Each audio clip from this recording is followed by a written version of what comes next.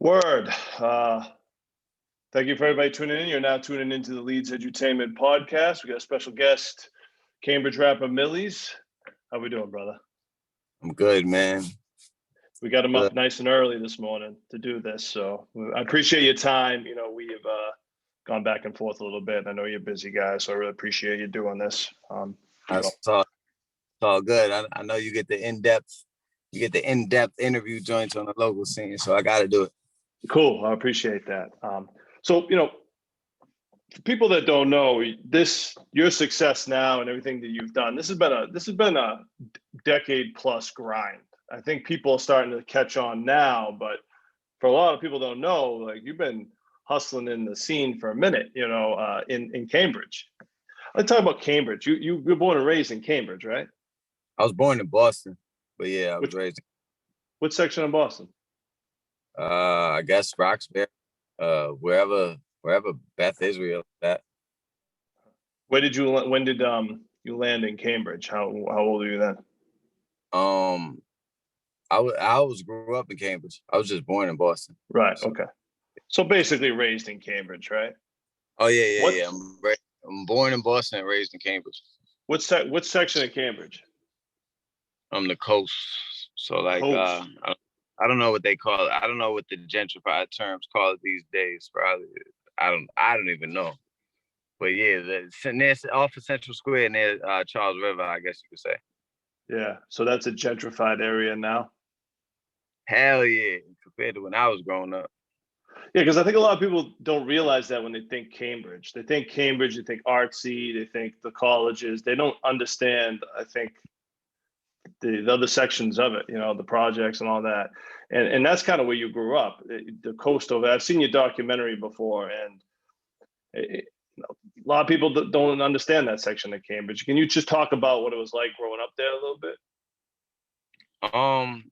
You know, it's an interesting place because I guess you got you have the colleges, but that doesn't really like interject into like our world kind of. So you have like the college. I always look at it like this, right? Cambridge is like 50% colleges. So get that out of here, because that's like, and then you're left with the other 50% of the town. And then like 25% of that is like super rich up by like Fresh Pond and even just surrounding neighborhoods. You can have a mansion down like within a quarter mile from the projects, you know what I mean? But so there's super rich, and we don't really interact with them either. So it's like down to like 25%, which is the Port, North Cambridge, East Cambridge, West Cambridge, if you want to incorporate like Corcoran Park, the projects, and then the coast. And these are like the coast, the Port.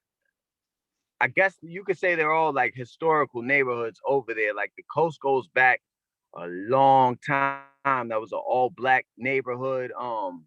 You know, like majority black owned Caribbean culture that moved there. And the Port, the same thing. Like a lot of Caribbean people came and bought up property and stuff.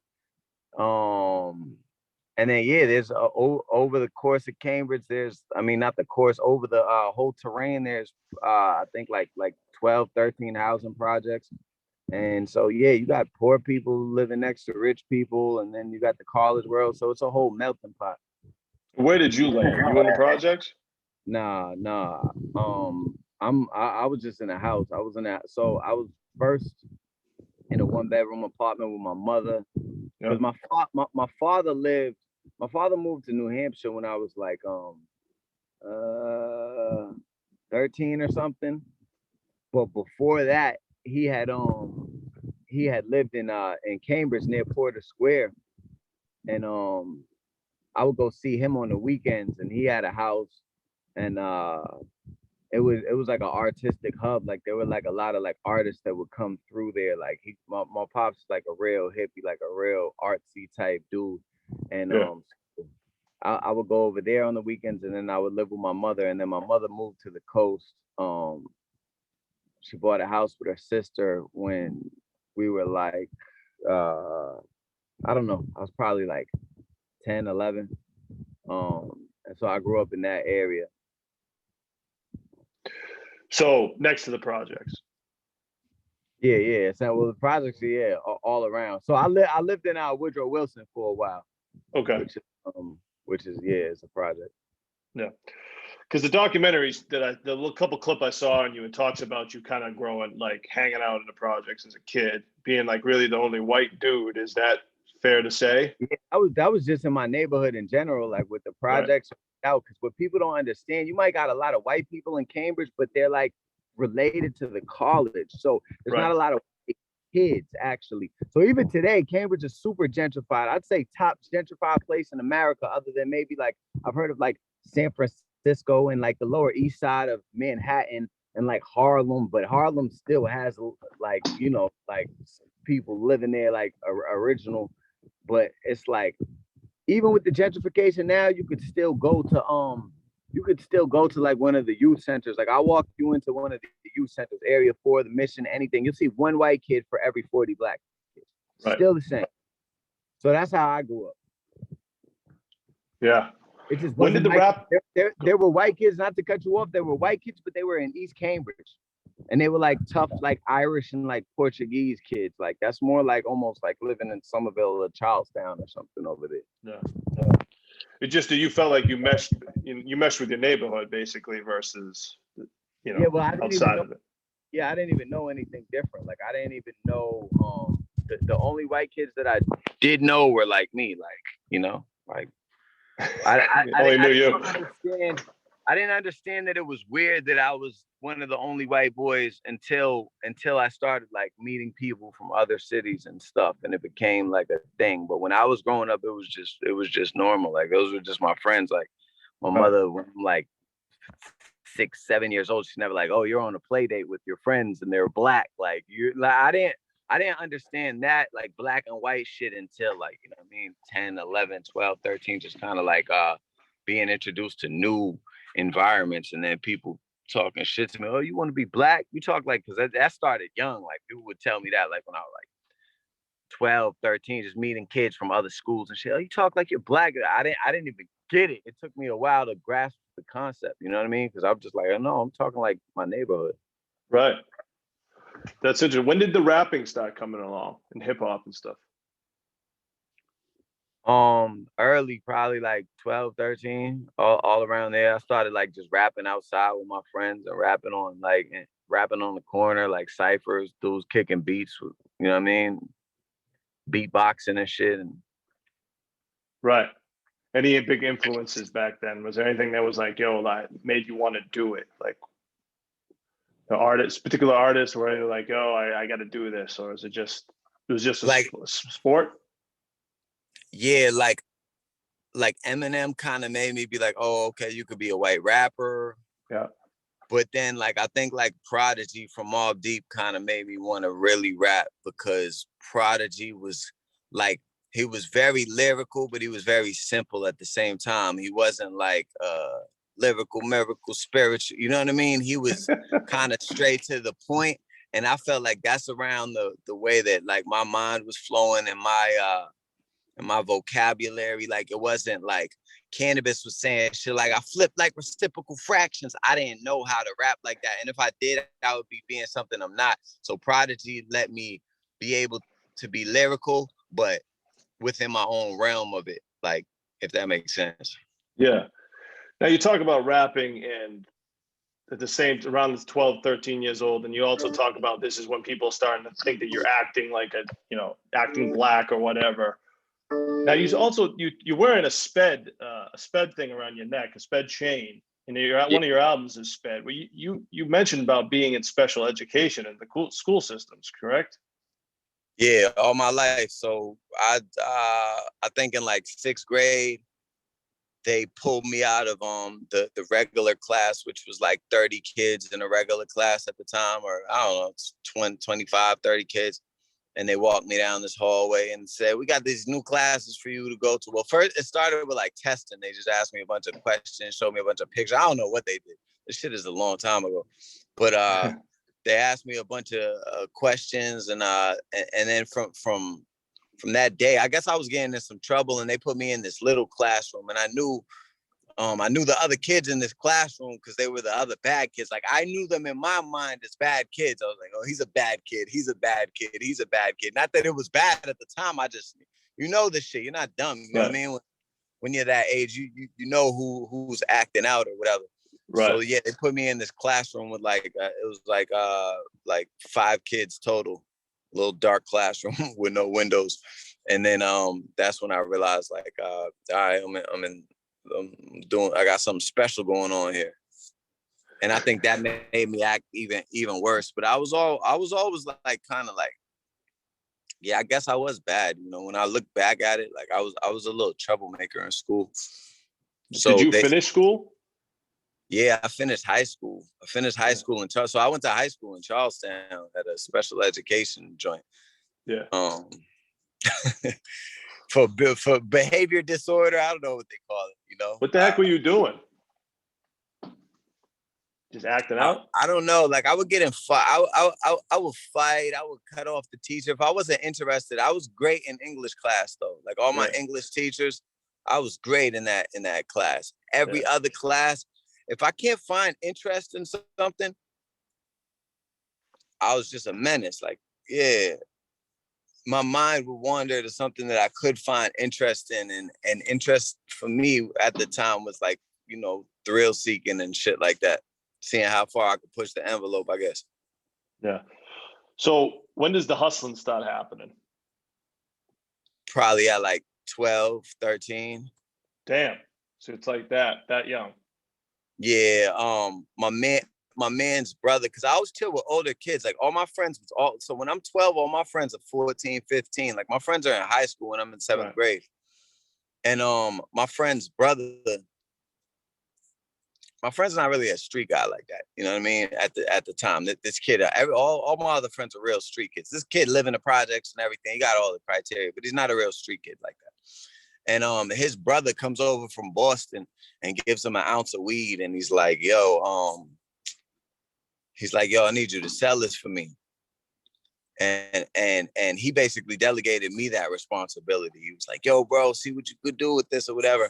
And he couldn't find any plays himself. And I ended up finding a kid from my school who would buy this shit. So when I was like 12, I got turned on to selling weed, and I sold weed hard. Like this is like dime bags of reg at the time. And so through 7th grade, 8th grade, I was just selling weed hard. And then I got to high school. I'm still selling weed, but then I'm walking home from school one day, and this kid just shows me a handful of crack, and he's my age, and I'm like, yo, what are you doing to my at the time my mind is blown. I'm like, yo, that's crazy. I can't believe you're doing it. And then a week later, you know what I mean, somebody gave me an 8-ball and showed me the program, and they said, you bag it up like this, you keep the jums under your tongue, you walk with a juice so you could swallow the rocks if the police come. And I'm like, who am I gonna know how to sell it to? And they're like, just walk around, you'll know. And I remember my first day just crossing through Central Square, through the alley to McDonald's. And before I could even get to Columbia Street, because Columbia Street was like $1 million drug block, like $1 million, like $1 million in fiends was moving through that shit. Like that shit was the fucking drug capital of Cambridge. And I'm sure no street in Boston could compete with that shit. Like that shit was just... it's just zombies marching and a lot of money flowing through that shit, and they were everywhere. And this is in like early 2000s, and yeah. So I started selling crack hard like 14. Damn. And it kind of just fell in my lap, because that's like what was around. You know what I mean? It was like a natural transformation, and it was never like easy. To hustle, like, you know, older dudes would take me in back of the building and try and search me to see if I had drugs on me. Like I had to. It wasn't just like I was just allowed as like a white boy to sell drugs. I just knew how to pick my spots, and I knew where they were at. I'm coming from Pearl Street at the time, so you would catch a lot of fiends just on Pearl Street alone. You know, just that whole Central Square mix. You know, you spent a lot of time in Central Square, so. It's like, you know, all of them people who hang out, like now it's probably more alcoholics, but at the time, for me, it was crackheads. And if you're 14, they don't give a fuck what age you are. You know what I mean? They'll buy some drugs off. Yeah, man. Central Square, for those who don't know, you know, it's 7 wet shelters.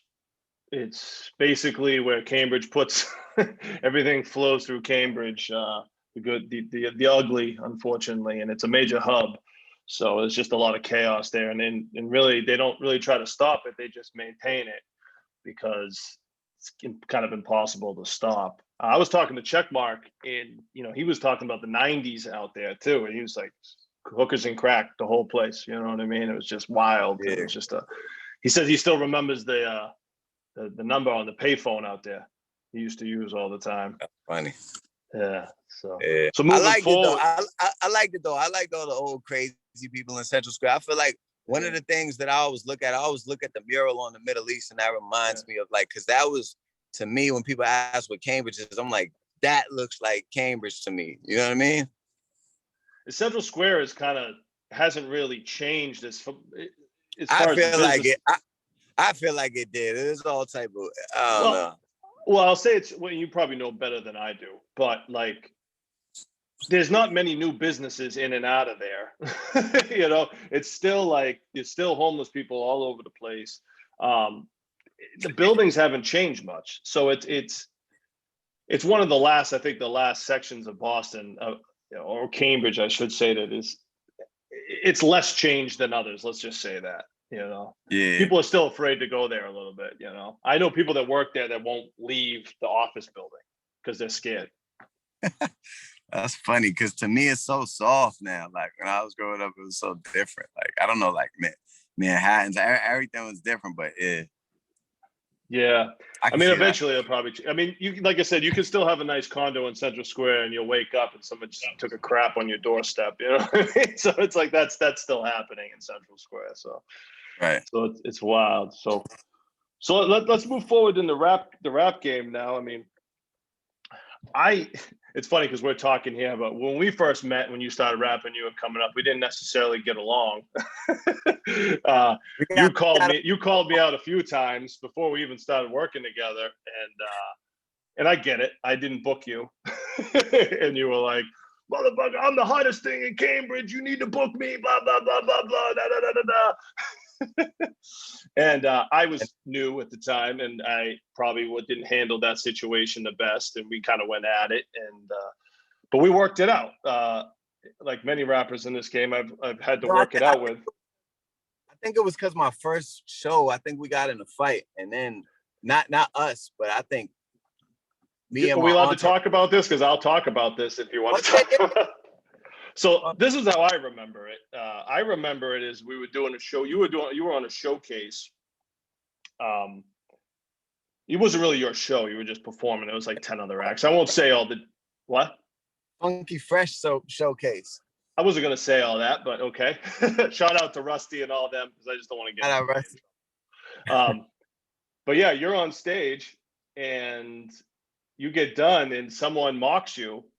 And that person that mocked you, all of a sudden gets laid out. I mean, laid out. I mean, I've seen a lot of fights at the Middle East. This guy is unconscious. And it wasn't my Millyz. Millyz didn't knock him out, somebody else. And at the same time, I don't know where all these cops came, but probably about 40 cops come like busting in the door, shut the whole show down, and Millyz is to blame. My first experience, my first show. Welcome to the Middle East. And what's funny about that is I've done 17 years of doing shows in the Middle East. That was the only one I ever saw canceled, shut down in the middle of it. Because of you. He was fucked up though. He was laid out, but he was a big troublemaker. Yeah, he's mocking you. I saw it. And you gotta be careful where you're at, man. What you say. And that dude was like seriously unconscious. But from there, we've seen, there was a misconception there, and and you've struggled. Honestly, I've seen you struggle with doing shows in a city like Boston and Cambridge, where there's a stigma around hip hop. You've had to battle this stigma pretty much your whole career that I saw, and you did it well, man, because you had some tough incidents, man. Let's talk about that, fighting the stigma in that type of era, because I think that's important to understand. Yeah, I think even just myself, like like we said, like it took me and you a while to get on the same page. Right. Some like a lot of it was I was naive, like coming into the game and not really understanding the professional side of it. Yeah. But once I realized the professional side of it, it was already a little too late. People didn't want to book me. They felt like I guess my entourage was too big or whatever it was. Like I was connected to violence. Like a lot of things happened. Even a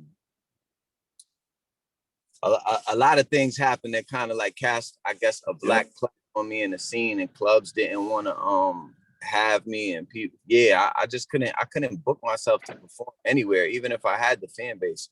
Right. And yeah, so it was just fighting that stigma off. And then yeah, I guess the like Boston's not the easiest place to get booked if you're connected to any sort of street activity anyways. I feel like it always catered more so to like the, you know, the crowds of like the esoterics or like the like the more like backpack rappers. They could like do shows and shit, but if you got any type of street shit connected to you, it was tough. So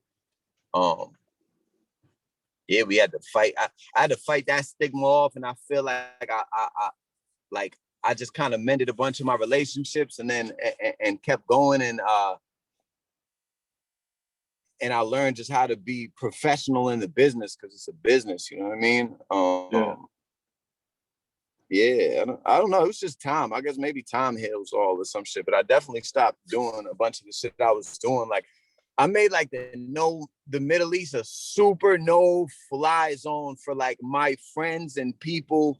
Cause I'm telling you, like Cambridge is mine. Like I could click a finger and you will get left in that place. And I made it a like a statement to like, yo, I don't give a fuck what happens in this club. I don't care if somebody does something to you. I don't care what happens to you.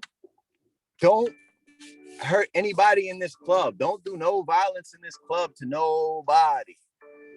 Wait until you get out of here or 10 blocks away from it, whatever. I would just make sure like just nothing would happen on my watch in the Middle East. And we had to do that on most. You probably don't even know, but so many different shows where it could be a drunk dude bumped into somebody, spilled beer all over somebody talking crazy, anything. I'm like, yo, I don't care. I've mended my relationship with Leedz in the Middle East. We're not doing that here. You know what I mean? And I feel like that's what it took in Boston in general. Like, yo, you can't, these professional settings, like we got to keep it professional. Yeah. And thank God for Cambridge, because in the Middle East, because if it wasn't for that club, a lot of this stuff would not have happened in Boston area. Cambridge was willing to be more open-minded. Thought about it like that. That's a fact. There wouldn't even be all of those dope shows that came through. So no, I mean Boston was. I mean, where were we going to throw them in Boston? They weren't going to happen like that. Cambridge, the Middle East, especially, was just so open-minded, and that's what I love about Cambridge. For those that don't know, Cambridge touches Boston, but we were basically neighbors. But it's the scene is the same because the shows are in Cambridge. Well, most of the hip hop shows are in Cambridge, come from Boston. And on a bigger level, you'll see the shows at the Paradise and the House of Blues and all those places. But coming up, 200. Oh, did I lose you? I think we might have lost Millyz. Did we lose Millyz? You there? You might be coming back here. Well, second here. Is he back? We're waiting on Mr. Millyz.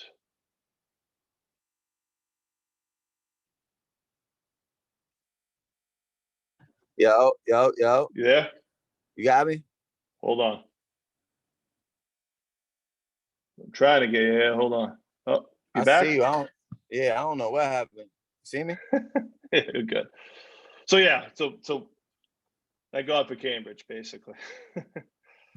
So we worked through, you know, and you did a good job. I just want to emphasize that you did really go out of your way, and I saw it, to really try to keep the peace, you know, and talk to all your crews and everybody, and just be like, you know, exactly what you said. You did it. We'd talk about it because I'd be scared shitless. Because the reality is, like, something happens in my show, I'm going to be the first one they throw under the bus. So I was nervous and scared, and like I'm thinking I'm going to get sued and all this other stuff, a lawsuit. So I'm just like, yo, we gotta get this right, because I can't not work with you, but I still got to keep the peace. And I remember that you performing on shows, Schoolboy Q, and something happened, and you had nothing to do with it, and you were like, this ain't got nothing to do with me. Oh, I remember. Yeah, there was we won't talk about what actually happened. We're gonna leave that one out, but we'll just say that it was an incident. It was really bad that luckily was taken care of. But you were performing that night, and everybody was pointing the finger like, oh, it probably was Millyz, and we were like, no, it ain't. We finally figured out what it was, and it was an inside job, actually. And that wasn't me. Yeah, but that was what you were up against. Like anything would go off, and it's crazy. Like, Millyz people, Millyz. And it's crazy, bro, because so that's going on, and at the same time in my career now, like people naturally, because I'm a white boy rapper talking street shit or just anything, like people don't believe that. So I gotta fight both narratives. I gotta fight the narrative that I'm reckless and the people I'm moving with are reckless and we shouldn't be able to go out in Boston and do shows in Boston. And then I gotta fight the narrative that I'm pussy because I'm white. Yeah. And I'm rapping. So it was like a lose-lose, but I won one. Yeah, well, I could tell anybody the stuff that's on the record and the crews, it ain't fake. I've seen it firsthand come through the club, and it's all real. So if anyone's any doubt, they can ask me. It's thorough as hell, too thorough sometimes. It's professional now, though. You got it pretty quick, but there was things that were out of your control. You can't control other people. You can't control what other people do. You can say something, but there's things. Well, now we run a tight ship. Like we've been in hip hop, but that was all like a crash course on learning for us. Like we didn't even go on tour until 2016.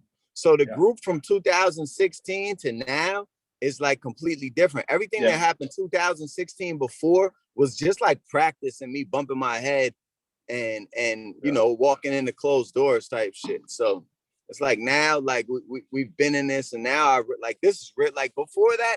I was rapping and I had a buzz, and I probably made a couple dollars, but like this is really my living now. And I paid, you know what I mean? Like I have people who work for me through this rap shit. So it's like, now it's like we run a tight ship for real. I got real, like if you see me show up, I have my own security guard, like for real. Like it's different. Like before we would never come in with security. Oh, you did. You had. It was just. I don't know if it was official security. Yeah, they're not official security. I wasn't messing with Creasy, man. Creasy was, Creasy one. I mean, shout out to his way real quick. You know, Crease loves you too, man. You know what I mean? We were cool, but man, at the same time, I was like, that was my bodyguard for a while, and the problem with Crease feels like he could beat up a lot of the security. So dudes hire these big securities, but he look at the security like, I could break you down. Yeah, I mean, you were about the same size. I ain't messing with him.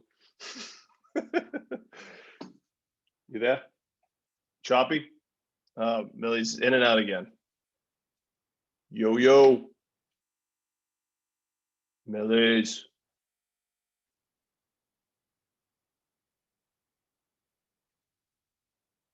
Yo. We're going to take a second break here. Technical difficulties.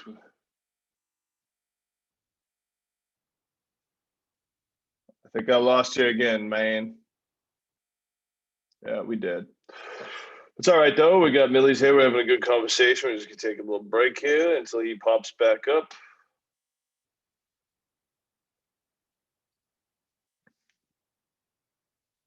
We are still recording. I'm not on IG Live today, so I can't just shout out to people in the crowd. But we are moving along in this conversation. Oh, here he comes again. Here we go. Oh, no, in and out. Let's go, Millyz. Let's go. Come on, brother.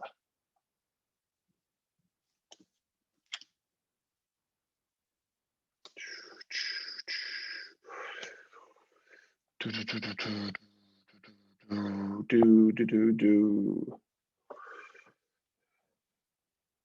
those just listening, we are taking a small break, waiting for Millyz to get back here. There's a lot still more to talk about. Or maybe he's in a bad area. Okay, here he goes. I think we're good here. I think we're good. Is he here? I don't know what's going on. Yeah. I'm having trouble seeing you here. Hold on. Come on, get him here. See me? For some reason, it's not letting me see you. I see you. See me? I don't see you. Hold on. I don't know why We're it's gonna doing just cut and paste it or whatever. it. It's all right. Wait, this is raw. Hold on. Come on. Has to start video. Why is it not doing it?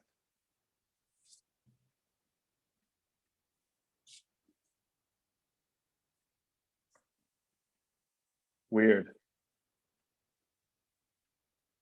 There you go. Okay, you there now? Yeah. Can you see me? Yeah, I see you. Cool. Yeah. So shout out Crazy. That's where we left it off. And is he? You guys? Is he still? You guys still tight? Yeah, hell yeah. Oh, cool. So I want to also go back a little bit before we get into the last 4 years. I know you touched on it. Is your business decisions. You always invested in yourself pretty well. You did features. You did some things that some artists would say don't do. And they like that. I've seen you publicly say, I've paid to get on tours. I've paid for features. I've paid for this. I've paid for that. Right. And in my opinion, it's worked out well for you, because you've taken those connections and you've ran with them. What do you say to people who artists who are like, I won't invest in myself, or I won't pay for features, I won't pay to get on a show, I won't sell tickets? What's your thoughts on that? Quit. Yeah. That's a good one. I mean, don't. It's like you gotta. This shit costs money. This shit costs money. Yeah, it costs money, and you gotta see things how they are and not how you want them to be. Like, do you have the demand? I paid for tickets until it was I would pay to get on shows until I didn't have to do that. Right. And you know what I mean? Features too. Yeah, for features, and luckily I always grew like relationships and things like that. So I never got treated like a check in this music shit. But even it was light money I was paying for features back in the day. It would be maybe I think up until even 2015, the most I ever paid for a feature was like $2,000, $3,000, something like that. Yeah. And you found that it worked. It worked out for you, right? Like you needed to do this. With the follow-up, because I always understood that, all right, if I pay to get on the show's not the end-all or be-all. If I get this feature, the feature's not the end-all, be-all. There's a lot of work you got to put in around that, right, to capitalize on it. So I always had that mind state and understood that as far as investing. But yeah, I would take every dollar I ever got and invest it into myself. Like, I didn't get a chain and a bunch of diamonds and a nice car and all of the shit that I have now until way later, because I would literally put every dollar. Like I'm not afraid to say it. I didn't have for probably 10 years straight. I never had more than $3,000 to my name. Even if I had made 20, 30 grand, whatever, I just never had that sitting around ever, because I'm just putting it back. I'm putting it back. I'm putting it back constantly into myself. So I just believed, and that shit paid off. I made more this year than I did in 10 years easily. Yeah. And I think it's very important to invest in yourself. And I know that you're a big advocate of that. And artists make the mistake of thinking, well, if I don't make immediate profit, like right away, then it's a loss. And that's not the case. This is a long-term game. Yeah, because you have to build your brand. Even like in business, you get 3 years before it's considered a loss or whatever. You get 3 years of losses until and taxes and shit like that. So it's like, nah, you gotta build your brand. And now it's a little bit different because you know, like the internet speeds up the process. So I was doing it when we still had to pass out CDs and do all shit like that. But I always saw like incremental growth though. Like I've been getting paid for features for 8, 9 years, whatever it's been. You know what I mean? Whether it was $100, $500, $1,000. So I always saw shit working out, but I was still taking losses for a lot of years. I was still taking losses. But I just believed, man. And this is like my passion. This is what I want to do in life. So, you know. I want to talk about meeting Jadakiss, because I think this is a pivotal relationship that you built, right? Like you work with him. Are you on his label? Are you signed to his management or something? Is that what the exact detail is? I don't know the. Yeah, it's like a label management situation. Okay, so but that started from a feature, correct? Like he was on your record, and that relationship built. He saw how you were working. Yeah. Now you have this relationship. Your current manager is part of his team. Is that what I'm right? He's not part of his team, but they're close friends. Okay, so let's talk about how you guys met and how that all went down. So I moved to New York in 2015. Yeah. I met this guy Set Free who had saw one of my videos on World Star. Maybe it was before, maybe 2014, 13-ish. I've been here for a while. He was from Set Free. So let me interrupt you. Set Free was from the N1 mixtapes. Is that what it was? Yeah, he created the concept of N1 mixtapes. Yeah. Yeah, nice. So he found me online and he was like, yo, come down to Philly. I'll get you a hotel room, whatever. We chop it up. And I went out there and I started messing with him and then I started going out to New York and meeting different people with him. And he would like explain to me like, yo, you got to be here if you want to make it happen. So that's what I started doing. I would take the Fungwall bus back and forth all the time. And then eventually I got my own spot in the Bronx. And I would go see Set Free like every morning. And one of those mornings, he was like, yo, let me just see who's in my phone. I had this record kind of buzzing called The Plug. And he was like, yo, let me see who's in my phone who could get on this. And he was like, he just started trying people. I think he tried Raekwon. And the second call was Jada. And Jada picked up. And Jada was like, yo, I'm actually in that area right now. Jada came through, heard the song. He's like, all right, I'm going to do it. Let's do it. And we ended up paying him. And then like, I just started staying around and staying close with him over that period of time. Like I would link with him at like different strip club appearances that he would be hosting at, or different shit like that, like different club walkthroughs that he would get booked at. I would go just link up and show my face.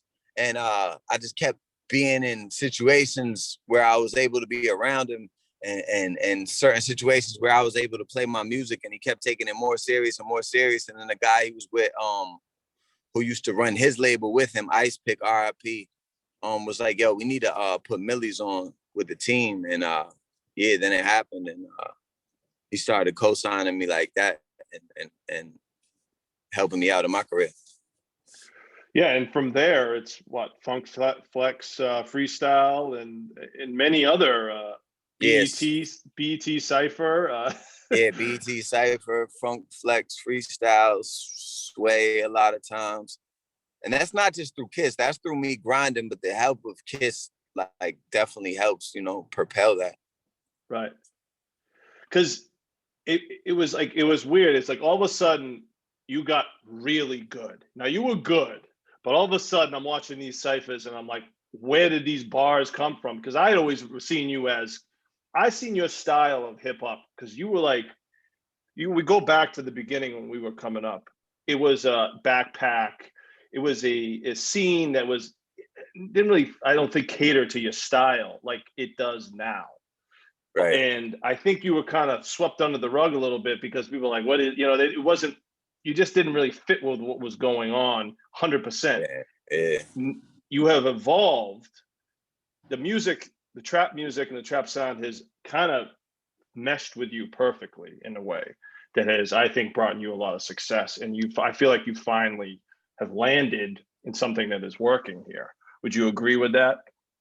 Yeah, and I bounce back and forth. Like I'm able to do like real hip hop or whatever, you know what I mean?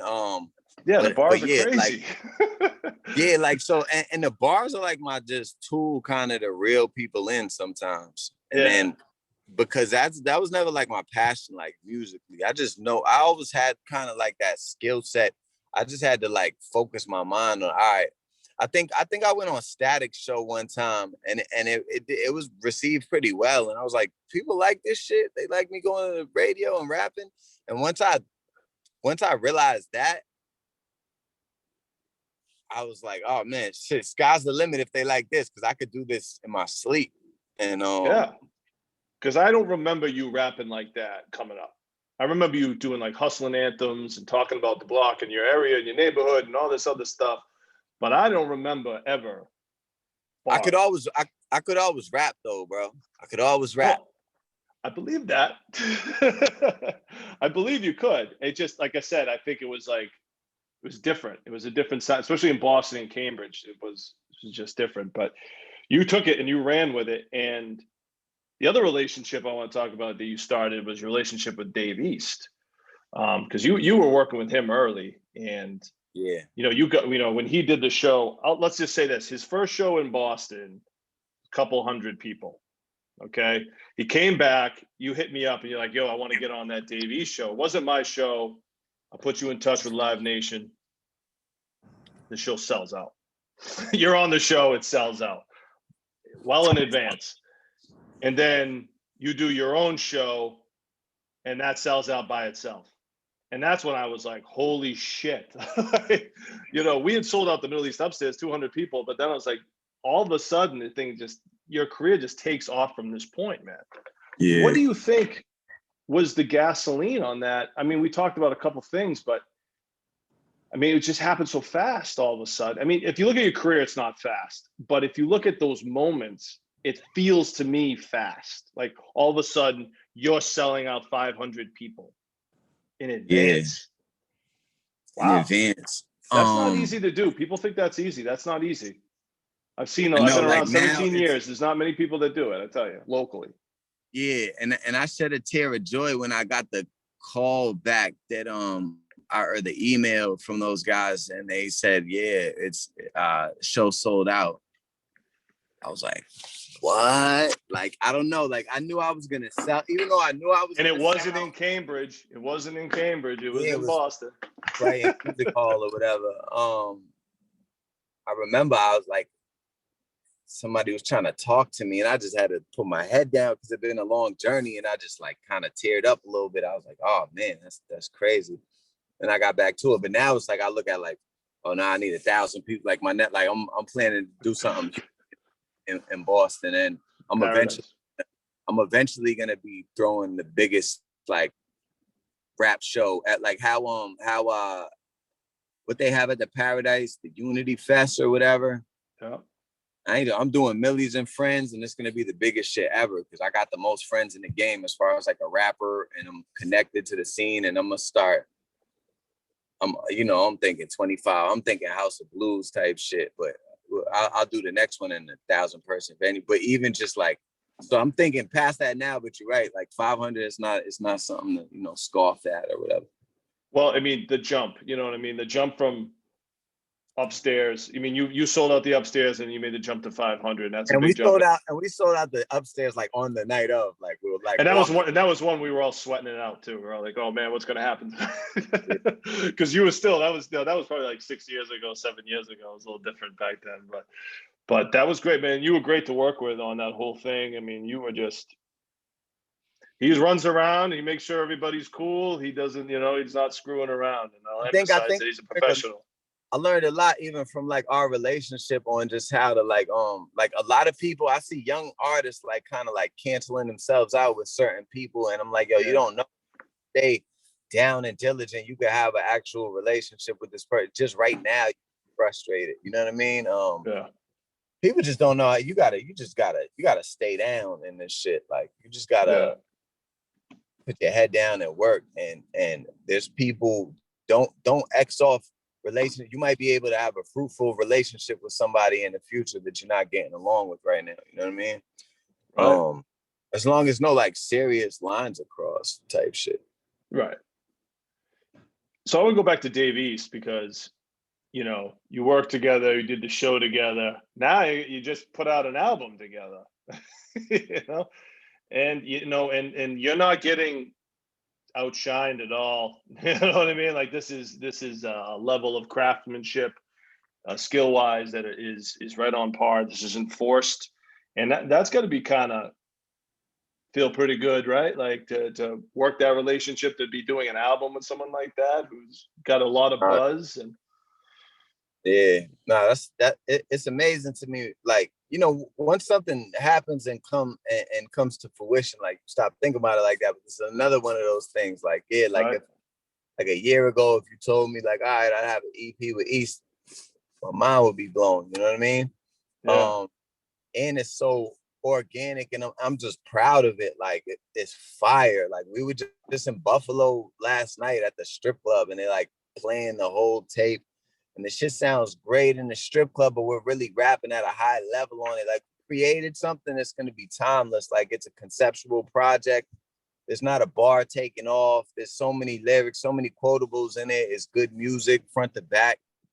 And yeah, it's for somebody that I respect in this game as one of the best rappers. So super dope. Yeah. Let's talk about the video you shot down in what, Colombia? Is that what it was?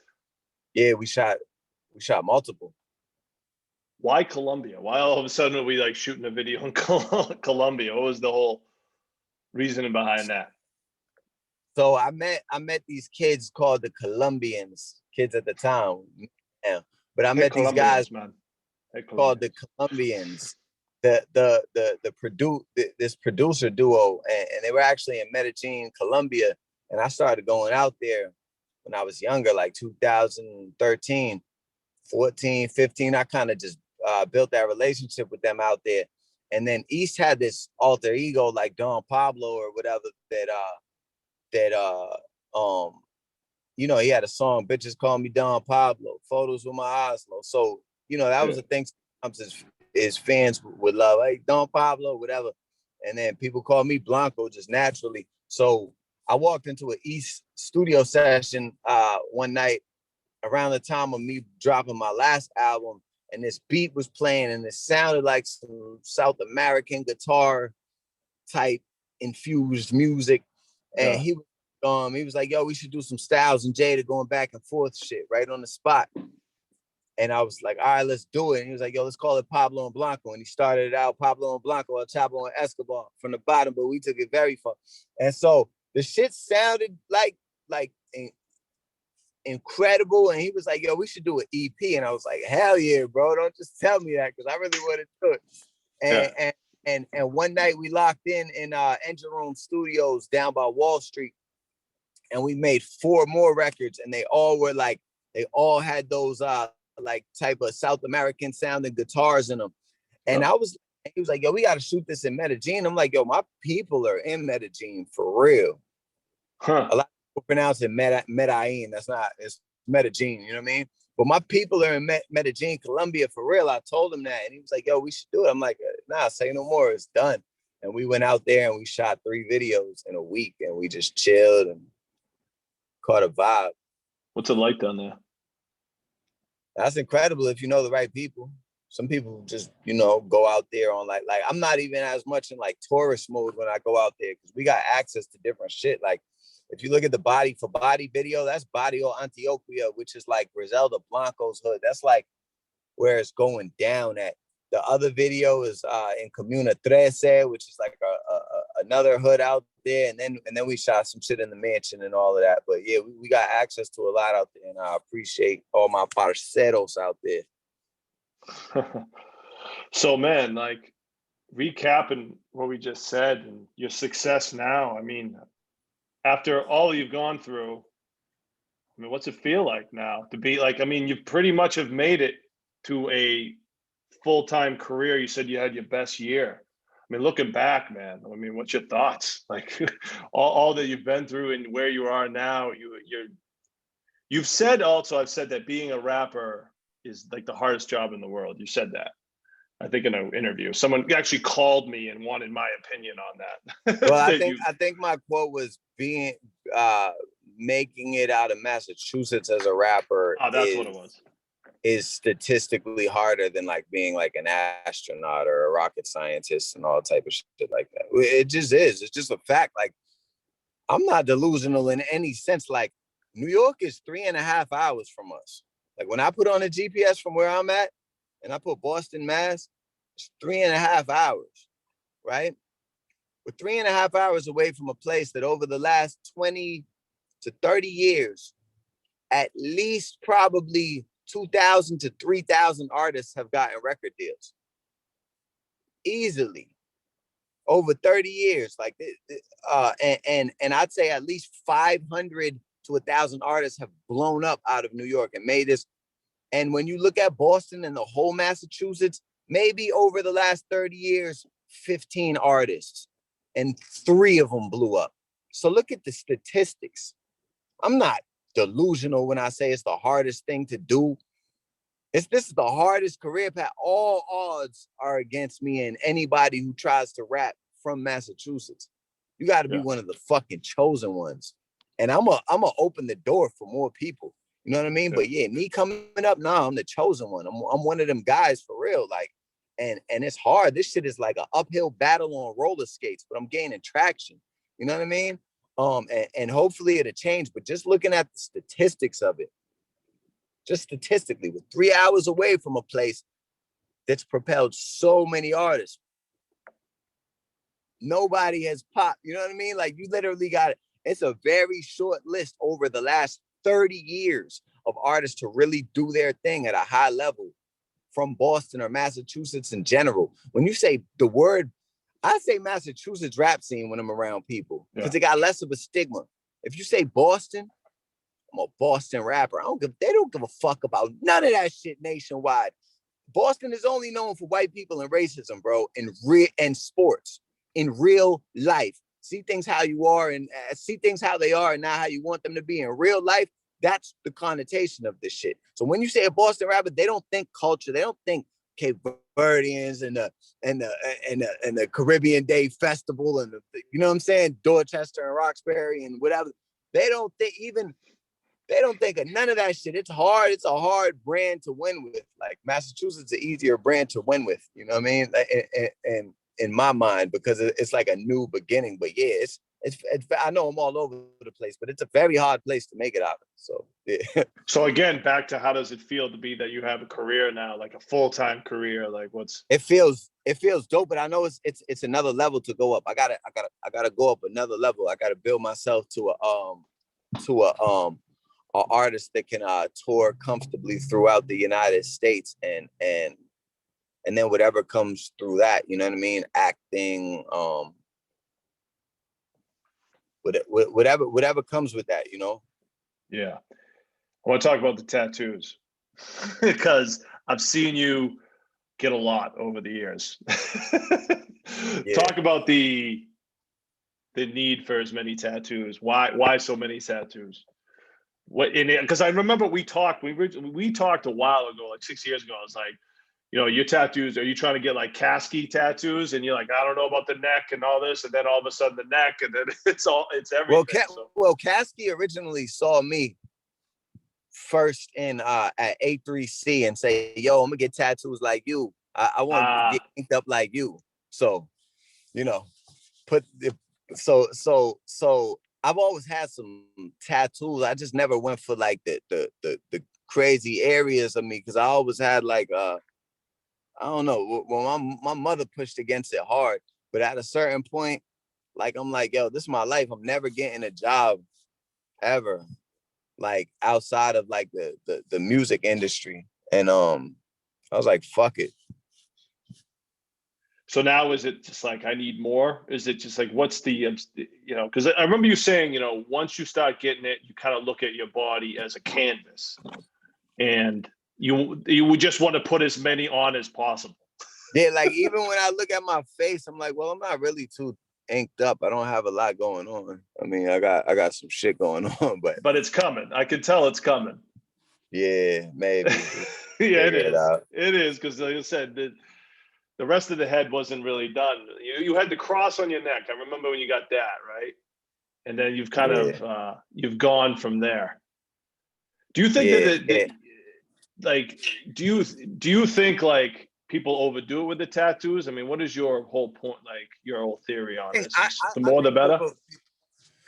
Yeah, the more the better for me. But I also did it the right way. Like if you just start like at your face or like your neck, and you're not like, I was inked before all of that. Then I started building up.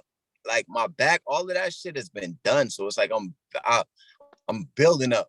You know, now people do it like kind of the reverse. Yeah. But I grew up around this tattoo shit. Like I said about my father's house back in the day, like, you know, my brother was always inked all the way up. And my brother's best friend was Fat Rom, who owns the biggest tattoo shop in Boston on Center Street. You know what I mean? So like I grew up with this shit. Like the first person tattooing me was like a close friend of the family. You know, so I really grew up with this tattoo shit, in this tattoo shit. And this goes back to my theory of how like the style and hip hop where it's become now is it fits you. Because like you said, you've been this dude, you've been hustling, you've been getting tattoos, you've been making these, you know, songs, and now it's just like it just fits, man. It just fits. Yeah, and I know you feel good because he sees a smile. He didn't used to always smile. Yeah, my man Rock, bless his soul, always used to tell me like, yo, you got it, bro. You just need your stars to align. Once the stars align for you, you out of here. And I always think about that, like, you know, like it sometimes that's all it takes. You just gotta have your stars aligned, like. And the reality is you're an OG, you know, but to a lot of people, you're a new artist. I like that. Yeah. But that's the reality. I mean, you've been in the game since 2008, 7, 6, 5. You know, like that's the reality of it. It's not 2016 is when you started. Yeah, nah, it's a long time coming, but I'm brand new. It's crazy. It's like I'm brand new to I get so many people telling me every day, yo, I just found out about you. Yeah. And I'm like, yo, that's dope. Because I'm more seasoned now, you know what I mean? And the music keeps getting better. I keep getting sharper. I look better every day. I feel better every day. So, Word. Well, word, man. I'm just gonna wrap this up. I really appreciate the time. It's really been good catching up with you, man, and all your success. It's great seeing you, you know, achieve all this and keep going. I know you ain't gonna stop either. Nah, it's you gonna don't be have a big year. Millyz don't have an off button. That's the thing. That's another one of the keys to his success. I don't know how he sleeps and all that, but he keeps it together. I don't know how you get up early in the morning and go to the strip club all night shooting videos, but you gotta have endurance for this shit. That's what it really is. But Millyz, salute to you, brother. And I want to thank everybody for tuning in to the Leedz Edutainment Podcast with special guest Millyz. And we'll talk soon, man. Best of luck. Salute, bro. Peace.